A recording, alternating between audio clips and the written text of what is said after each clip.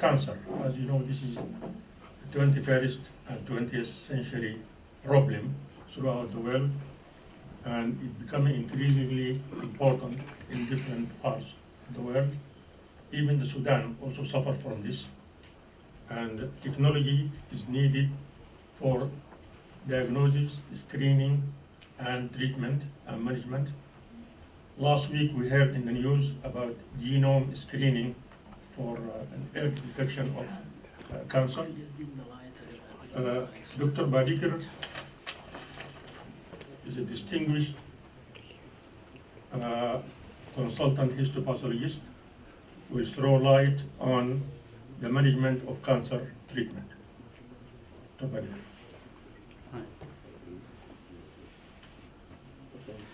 Thank you very much, Chairman.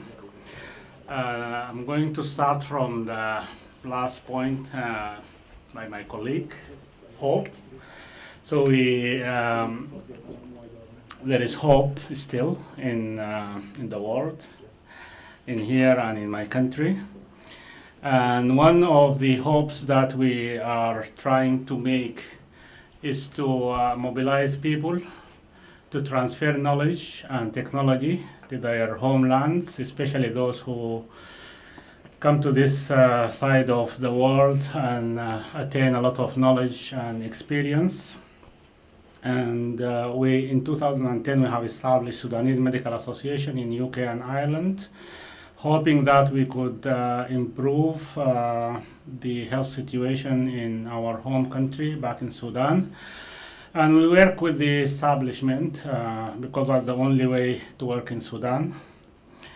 We held 7 joint international conferences so far in Sudan, and 2 in the West, one in UK and one in Ireland. And the session that and training we have provided was attended by 3,900 people. Majority of them are post-medical graduates who are in training. Some of them also are medical students. And we have people helping us from here, either from the Sudanese diaspora who are working here at a senior consultant level, or some of the native British people. We've got about 20 British and Irish people who help us delivering these 7 conferences. The 7th Joint International Conference, which I'm going to give you a brief summary of what we have delivered there and what we have achieved. That was held in November last year. And the title was The Multidisciplinary Approach for Cancer Management. And those who are in the medical field, they will know that cancer is treated here by a team, not by a doctor. I mean, back home in Sudan, when cancer is diagnosed, they will start with one clinician, and that will cascade the whole reaction, sending the patient to investigations, to imaging, etc., and getting everything back. In UK here, we hold meetings, multidisciplinary team meetings, where people sit together, the surgeons, the physicians, the radiologists, the pathologists, nurses, etc., and they will discuss the holistic management of the patient. So we thought that is a useful thing to do, and we wanted to transfer this bit of knowledge to Sudan, and we designed this meeting. And the setup included pathologists like myself, radiologists, surgeons, oncologists, and also included some journalists to include the health education in regarding to cancer in Sudan. And the audience were all related to the medical profession in the relevant field to cancer. In Sudan, we have 3 oncology centers. One is in the capital in Khartoum. One is in the second largest city, which is Madani. It's about 100 miles south to Khartoum. And the third one is Shandi, which is north to Khartoum. And in 2013, this is the most updated statistic that we have had from the Ministry of Health. There were 9,131 patients treated in these 3 centers. And the commonest cancers are breast, prostate, and esophagus. So most of the cancer burden is treated in Khartoum. Many people, they travel from different states to come to Khartoum to get treatment. Those who are financially capable, they go abroad, and they, including coming to the West here. So this is not the total number of cancer cases in Sudan, but these are the ones who came to the medical attention. And this is just a table to show the various centers and frequencies. Unfortunately, that was in Arabic because that was in the statistics from Ministry of Health. So I could translate to you that these are the number of cancer cases in the 3 cancer centers. The first one on the right is the Khartoum Center, the middle is the Madani, and the one on the left is from Shandi. And we have discussed how to set a multidisciplinary approach, but before to do that, we have to fill the gaps. And in order to fill these gaps, we have achieved recommendations in 3 areas, 3 broad areas. Some of them are policy-related recommendations, and we have divided these into short-term and long-term recommendations. And number 2 are medical training and high medical education related recommendations. And number 3 is the charity and media related. So one of the recommendation that we made, and it is a very urgent and very difficult to sort, because in Sudan the philosophy of providing the health care is not clear. Is it based on the public sector or on a private sector? This is not very clear, especially in the field of cancer. I mean, primary health care, there is a lot of input from the public sector. But in cancer, because there is a very high demand on very sophisticated technology, so the private sector has got more hand than the public sector. And also, we think that the management of cancer is beyond the financial capability of majority of patients. And there should be some input from the health insurance. There is health insurance in Sudan who have very reasonable coverage, and that should be one of the priorities. This is one of the recommendations.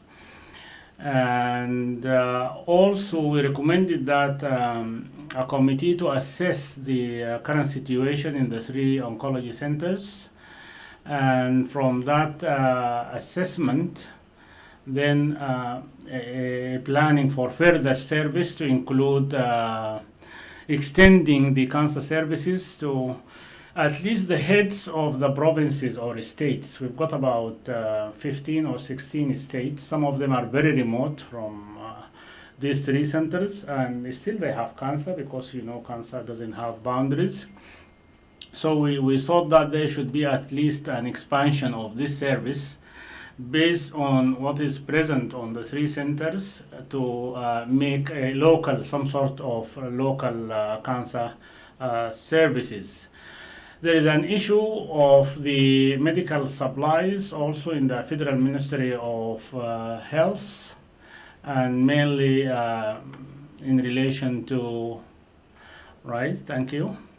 in relation to diagnostic facilities and imaging and the consumables related to pathological services. These are the recommendations in relation to policies, and also medical equipment is a big issue in Sudan. There is no central body who look after this medical equipment and deciding the criteria and specification, etc. So we made a recommendation on that because these are needed on the precision of the diagnostic abilities in Sudan.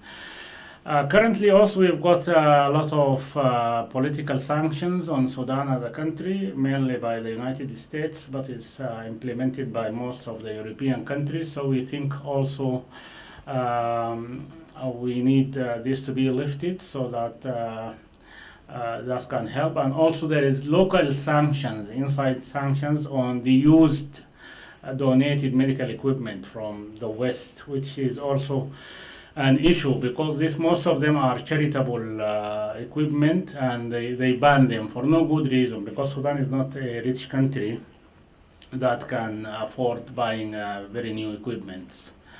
The long-term policies is there is now a national program for cancer control, which is existing but is not very viable, and it needs a lot of partnership from charities. Especially there is a new charity who has also participated in that conference called Salah Bonasi Cancer Foundation, and linking with between the public sector and charity will help the issue of cancer. Also, we think that there should be a national fund to sponsor cancer from some services and some industries that are involved in cancer, like cigarette smoking and mining, etc. There should be like a tax from these sectors. One of the interesting things that in the whole Sudan there is no PET scanner. And PET scanner is very important for in all international protocols of cancer for their follow-up, etc. And it costs about $2 million to buy a good PET scanner. And funnily enough, there are some football players who are paid like $2 million just to come and play in Sudan. So this is a very important issue, and it needs to be sorted. We have an issue related to protocols. We don't have written protocols in relation to cancer, and in most diseases, I think in Sudan, that is a very sensitive area. It needs to be addressed urgently. And statistics, availability of diagnostic centers and diagnostic reagents, etc. We don't have cancer registry, and most of these statistics are taken from just local records collected manually. The cancer services should be decentralized, as I have said earlier, and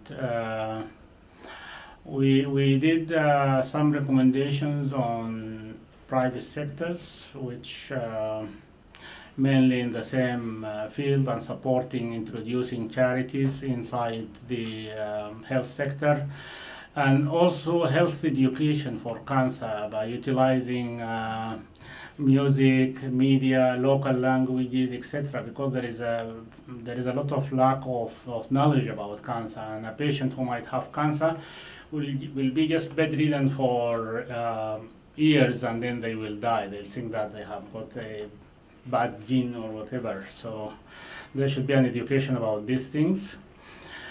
And we jump to education in medical training and education and learning. And that is introduction of the multidisciplinary team approach, introducing some sort of care or nursing, like Macmillan Nurse here in UK, so that they can help people to ease the burden of cancer on them. And also we recommended that some new programs for cancer to be introduced, because there is a lot of shortage in radiographers and oncologists and physicists and pharmacists who have got knowledge about cancer. And the MD program in pathology now is taken over by SMSB, and this is a very good step. It used to be run by University of Khartoum since 1986 for more than 30 years, but now all the training is centralized, and that will help to include the pathology in the big projected planning for Sudan. Also encouraging the cancer research, and I think that's all.